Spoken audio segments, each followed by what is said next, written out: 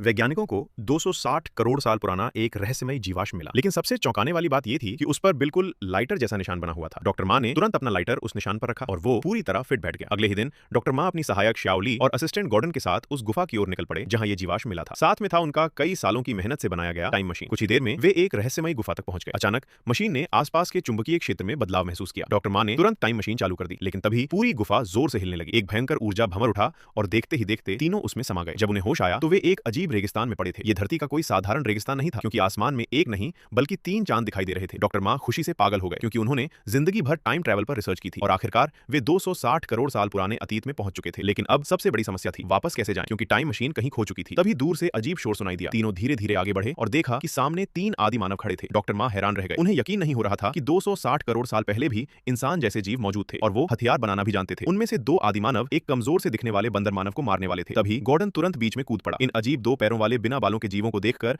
आदि मानव भी हैरान थे। गॉर्डन ने उन्हें डराने के लिए अपना लाइटर निकाला। जैसे ही आग जली, सब डरकर पीछे हट गए, लेकिन अगले ही पल एक आदि मानव तेजी से लाइटर छीनकर भाग गया। श्याओली प्राचीन भाषाएं समझती थी। उसने उस आदि मानव से बात की और पता चला कि उसका नाम माका है। वो वानर कबीले का राजकुमार था, जिसे झूठे आरोप लगाकर निर्वासित कर दिया गया था। डॉक्टर मा भी उससे बात करने की कोशिश करते हैं, लेकिन तभी माका अचानक डरकर भागने लगता है। तीनों उसके पीछे दौड़ पड़ते हैं। अचानक उनके पैरों के नीचे की रेत धंस जाती है और चारों एक गहरे गड्ढे में गिर जाते हैं। गड्ढे के अंदर चारों तरफ इंसानों और जानवरों की हड्डियां बिखरी थीं, जिससे साफ था कि ये जगह बेहद खतरनाक है। तभी जमीन से धीरे धीरे बेलें निकलने लगी और देखते ही देखते उन्होंने चारों को पकड़कर हवा में लटका दिया। उसी समय अंधेरे में किसी विशाल राक्षस की डरावनी दहाड़ गूंज उठी। अपनी जान बचाने के लिए चारों ने एक दूसरे का हाथ पकड़ा और झूलते हुए पास के पेड़ तक पहुंचने की कोशिश की, लेकिन तभी एक भयानक